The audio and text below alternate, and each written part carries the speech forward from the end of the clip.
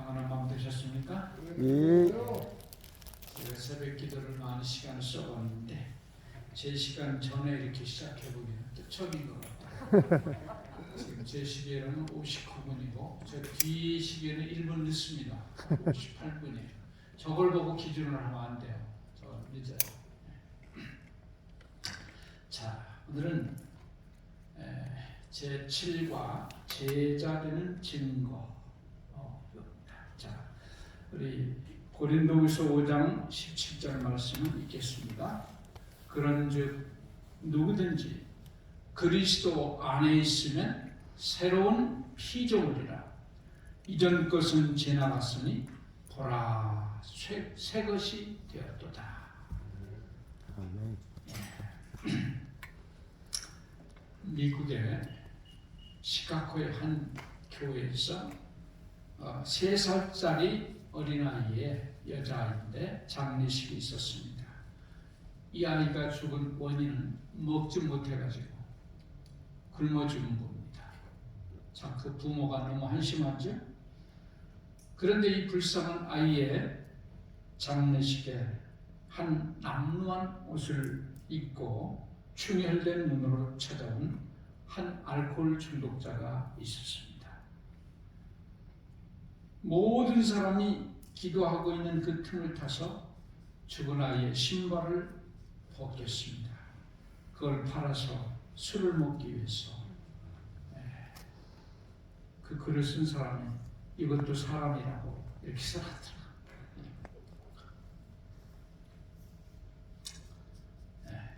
바로 이 사람이에요. 근데 이 사람은 누군가? 바로 이 굶어 죽은 아이의 아버지였어요. 그런데 20년 후에 시카고의 제1장로교회에서 수천 명의 성도들 앞에 한 사람이 외치고 있었습니다. 죽은 딸의 장례식에서 신발을 훔쳤던 파렴치범이 바로 저였습니다. 만물의 찌꺼기 같은 나를 다시 살려주시고 하나님의 일꾼으로 삼아주신 분은 위대하신 하나님이십니다. 바로 그 형편없는 알코올 중독자, 자기 딸을 굶어 죽게 하고 그것도 모자라서 그 딸의 신발을 몰래 벗겨가지고 술 받고 먹는 그런 사람이 20년 후에는 그리스도를 전하는 훌륭한 부흥사가 됐던 것입니다. 제자가 되면 변화가 따릅니다. 그래서 첫째로 하나님의 자녀가 되었다고 말하는 사람은 반드시 생애에 변화가 있어야 됩니다. 그래서 정로기단 59페이지에 참된 회개에는 반드시 행위의 변화가 따른다. 맞습니까? 아멘. 저 사람 예수를 믿었다고는 하는데 좀 두고 봐야지. 어떻게 똑같은 것 같아? 이러면 돼야 안 돼요? 안 돼요. 이 사람 뭔가 변했네. 틀려. 벌써 이렇게 딱 하면 이게 제대로 된 거예요, 잘못된 거예요? 이건 제대로 된 거야. 예수는 교회는 나가는 것 같은데 똑같아. 지금 말하는 거. 이러면 이거 뭔가 좀 문제가 있는 거예요. 예수를 믿었다면 누가 보더라도 변화가 좀 나타나야 돼요. 그렇죠? 예. 그래서 여기 보니까 정로기단 57페이지는 여러 가지 변화. 첫째로 우리의 생애에 예수를 믿고 생애는 우리 마음에 하나님의 은혜가 있고 없는 것을 드러낸다. 우리의 삶은 우리 마음에 하나님의 은혜가 있느냐 없느냐 이것이 드러난다. 맞습니까? 아멘. 네. 변화는 어디에 나타나느냐? 우리의 품성과 습관과 우리의 직업에 나타나게 될 것이다. 옛날에 그 난폭하고 사회에 해를 끼치는 직업은 바꿔지겠죠. 예수 믿는 사람이 술 파는 직업을 계속할 수 있을까요? 예수님은 바꿀 겁니다. 어떤 사람은 도적질도 직업이라고 그러는데 그 직업 아닌 것 같아요. 예수 믿으면 그 직업 바꿔야 되겠지. 그래서 과거와 현재 사이의 차이가 분명하고 확실하게 드러난다. 믿기 전과 믿고 난 후에는 누가 봐도 차이가 나타난다는 거. 분명하고도 확실하게. 그래서 품성은 일시적인 선행이나 일시적인 악행으로 드러날 것이 아닙니다. 습관적인 말과 행실의 경향으로 말미암아 드러나게 될 것이다. 습관적인 말, 습관적인 행실로 결국은 드러나게 될 것이다. 이렇게 말했어요. 그래서 사람이 이 회개에 대한 정확한 그 과정에 대해서 정확한 시간이나 장소가 잘 모른다 할지라도 그것이 바로 거듭났다고 볼 수 없다는 증거는 아니라 맞습니까? 나는 바울 사도는 다메섹 도상에서 탁 변화됐다는데 나는 그럴 때가 별로 없는 것 같아. 그렇다고 해서 그것이 거듭나지 않았다고 하는 건 아니라 나도 모르는 사이에 그런 일이 일어난다고 하는 겁니다. 여러분 우리가 이 성령의 역사를 바람의 역사라고 그러죠. 바람 자체는 보이지 않지만 바람이 일으킨 변화는 볼 수가 있어요. 그렇죠? 예. 그래서 우리가 예수 믿고 변화되는 것은 바로 이와 같다. 보이지는 않지만 나도 모르게 내 표정과 내 말투와 태도에서 벌써 차이가 난다 이 말씀이에요. 그래서 중요한 것은 누가 우리 마음을 지배하느냐 그게 중요하다. 누가 마음을 지배하는가? 우리의 생각이 첫째로 생각입니다. 누구에게 집중되는가? 그 다음에 우리가 누구에 대해서 말하기를 좋아하는가? 입만 열면 뭐 영화배우 얘기나 하고 그러면 이게 좀 뭔가 잘못됐어요. 우리가 가장 열정적인 애정과 우리의 최대의 정력을 누가 지배하고 있는가? 내가 거듭났다 뭐 안 했다 자기 말로는 잘 몰라요. 내 마음이 어디에 언제나 가 있는가? 바로 그겁니다. 자 여기 이 사람들이 사귀는가 봐요. 근데 이 아가씨는 집에 와서 말만 무슨 끈데기만 있으면 아이 그 사람은 말이야 이런 것도 좋아해. 무슨 말을 그 사람은 말이야 자꾸 왜 자꾸 걔 얘기만 해. 아니야 별로 안 좋아해. 그러는데도 말만 하면 그 사람 얘기를 해. 그 누구를 좋아한다는 거예요? 그 사람을 좋아한다는 거예요. 그 사람은 장학계나 그 사람 생각나. 말만 꺼내면 그 사람을 연결시키고 뭐 좋은 것만 보면 그 사람부터 생각. 저희가 한 신학교 때 어느 봉사대를 갔는데 다 끝나고 난 다음에 안식일을 오후인데 그 강에 나와가지고 세종예식을 우리가 했거든요. 얼마나 그 광경이 정말 아름답기도 하고 너무 좋아요. 근데 조금 어떤 지금 훌륭한 목사인데 지금 죽었습니다. 갑자기 소감을 한마디씩 얘기를 했더니 다들 이게 뭐 얘기하는 거야? 그 아무개 그 애인 이름이야. 아무개가 여기 같이 있었으면 참 좋았을 거라고. 분수라고 쓰고 이럴 줄 쓰고 애인을 얘기하나. 근데 그 사람 마음속에는 뭐만 차 있어요? 조금 있으면 결혼할 거 그 사람만 꽉 차 있는 거야. 그런 데서도 그 예인 얘기를 하더라고. 그 사람들. 그러니까 우리가 진짜 거듭난 사람은 마음 중심에 항상 누가 있어요? 예수님이 있어요. 뭐 생각나면 예수님부터 생각나요.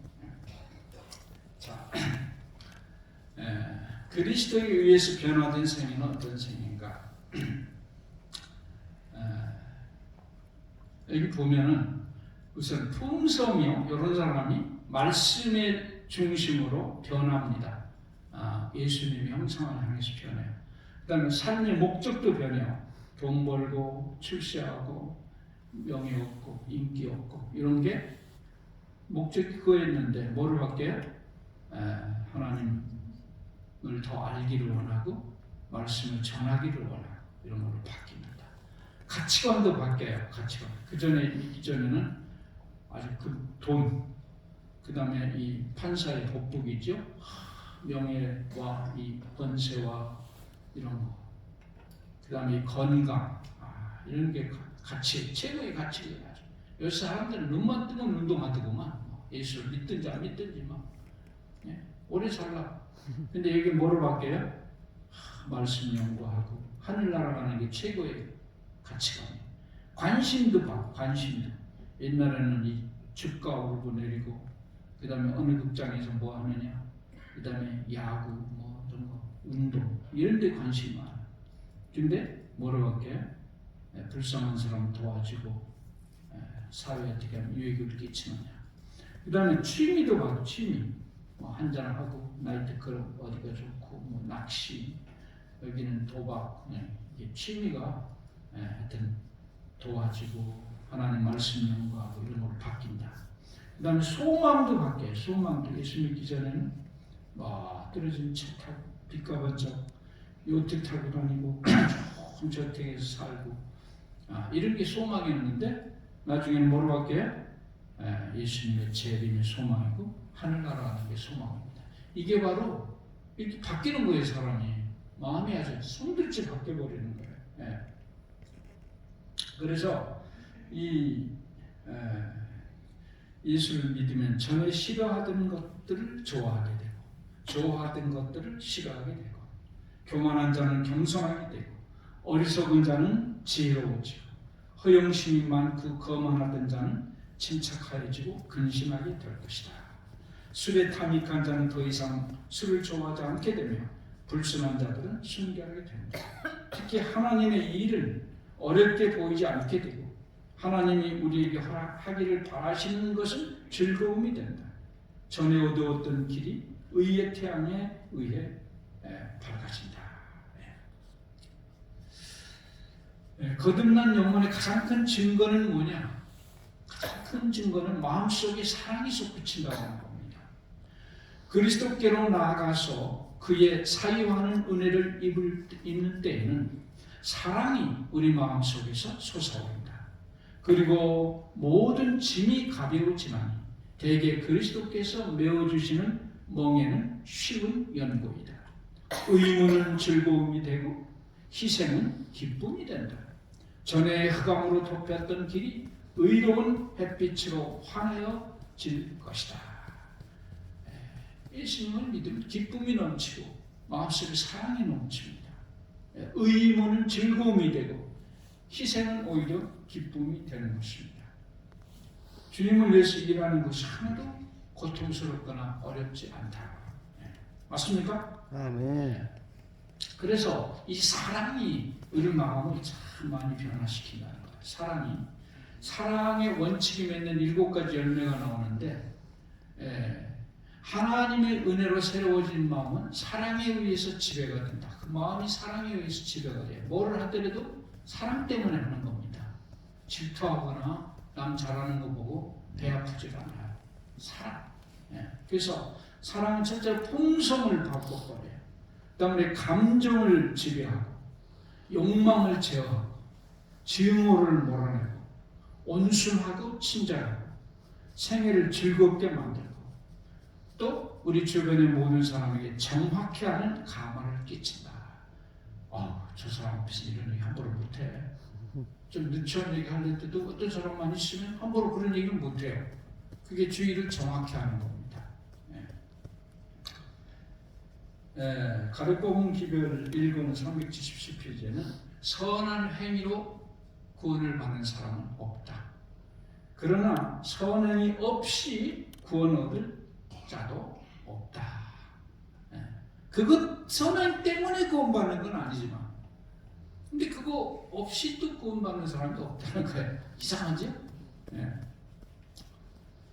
그 다음에 제자되는 증거는 4번 그리스도인이 되고 난 후에 흔히 가질 수 있는 2가지 실수가 있는데 첫째는 우리 힘으로 거룩하게 될 수 있다. 내가 열심히 노력하면 거룩하게 될 수 있다. 어느 정도까지 흉내는 냅니다. 그게. 근데 거룩이라는 거는 새로 새 생명으로 태어나야만이 돼요. 그리스도의 사랑으로 완전히 태어나지 않으면 절대로 인간의 노력으로는 한계가 있어요. 사람들은 속일 수 있습니다. 하나님은 속일 수가 없어요. 자제하고 참고 뭐 이렇게 하고 말 조심하고 어느 정도까지는 되지만은 되질 않아요. 근본적으로는. 그래서 이 첫 번째 실수는 우리 힘으로도 될 수 있다고 하는 거예요. 두 번째 실수는 뭐냐? 예수를 믿으면 율법을 지킬 수 없다. 네. 꼭 그렇게 얘기해요. 율법 우리 힘으로 못 지킨다. 우리 힘으로는 못 지켜요. 거듭나면 지킬 수 있어요. 지킬 수 있으니까 지키라고 했죠. 지킬 수도 없는 것을 지키라고 했겠어요. 하나님께서. 예. 그래서 이와 정반대되면서도 그보다 못하지 않기 위험한 과오는 그리스도를 믿기만 하면 사람은 하나님의 율법을 지킬 의무에서 벗어난다고 하는 그것이다. 믿기만 하면 하나님의 율법을 안 지켜도 됩니까? 그렇게 주장하는 교회도 많아요. 즉 믿음으로써만 우리가 그리스도의 은혜를 받는 자가 되는 것이요, 우리의 행하는 것은 우리의 구속 문제와 하등 관계가 없다고 주장하는 것이다. 다 하는 사람 어디 있어? 안 되는 거야. 이렇게 자꾸 안 된다는 것만 강조해요. 믿음을 강조하기 위해서 행위를 자꾸 부정합니다. 그건 아닙니다. 우리가 믿는 것은 그 믿음을 통해서 율법을 지키려고 믿는 거예요.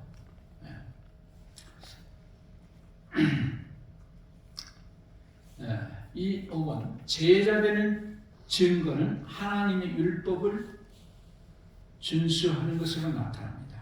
즉 하나님께 순종하는 거예요. 순종. 율법 준수라는 특별한 게 아니에요. 하나님께 순종하는 겁니다. 우리가 그리스도 안에 거하고 하나님의 사랑이 우리 안에 거하면 우리의 감정과 사상과 목적과 행동은 하나님의 거룩한 율법에 표현된 하나님의 뜻과 일치하게 될 것이다. 그리스도 안에 거하면 우리의 사상과 감정과 모든 것은 율법에 나타난 하나님의 뜻과 일치하게 된다. 맞습니까? 아멘. 그 율법은 율법 준수, 순종, 그건 한마디로 말하면 사랑의 봉사라고 하는 거예요. 사랑의 봉사. 그거를 자꾸 어렵게 생각하면 사랑의 봉사. 자, 여기 봅시다. 순종이라는 것은 다만 외모적으로 행하는 것이 아니요 사랑으로 하는 봉사인 것이다.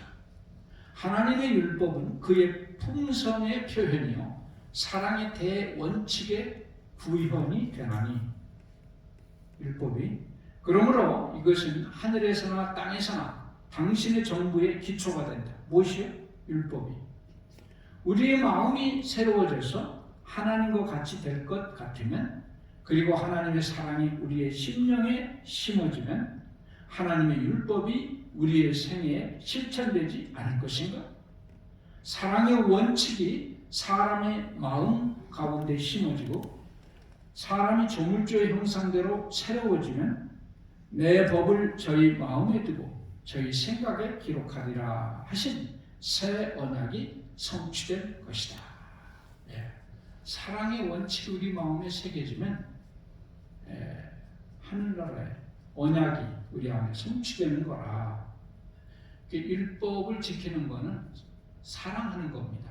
하나님의 사랑을 표현하는 거예요. 맞습니까? 아멘. 그래서 순종은 제자되는 참된 증거라고 했어요. 참된 증거. 그래서 성경에도 하나님을 사랑하는 것은 이것이 우리가 그의 계명들을 지키는 것이라. 계명들, 이게 복수를 말하는 거예요. 십계명을 말하는 겁니다. 우리는 사랑의 계명으로 바뀌었기 때문에 십계명은 안 지켜도 된다. 이거 참 웃기는 말이에요. 십계명 자체가 사랑의 그게 법이거든요. 그래서 그걸 지킬 수밖에 없게 돼요. 그래서 하나님을 사랑하는 것은 그의 계명들을 지키는 겁니다. 사랑 하나만 지키는 게 아니고 이건 계명들이라고 하면 복수를 말하는 거예요. 저를 아노라 하고 그 계명을 지키지 아니하는 자는 어떤 자예요? 거짓말하는 자예요. 진리가 그 속에 있지 아니하는 자. 아니하는 자다. 영생의 조건은 변함이 없다고 하는 겁니다. 영생의 조건은 변함이 없어요. 즉 뭘까요? 순종입니다. 순종. 우리가 영생을 얻는 길은 언제나 동일하다. 그것은 아담과 하와가 범죄하기 전 에덴 동산에 있을 때나 지금이나 똑같다. 영생의 조건이 시대에 따라 자꾸 변한다면 어떻게 될 거야? 거짓말 조금 해도 갈 수 있다. 하늘나라. 이게 참 문제예요. 얼마나 심각한가 한번 보세요. 만일 영생을 이보다 약한 조건으로 허락하여 준다고 하면 온 우주의 행복은 위협을 받게 될 것이고, 맞습니까?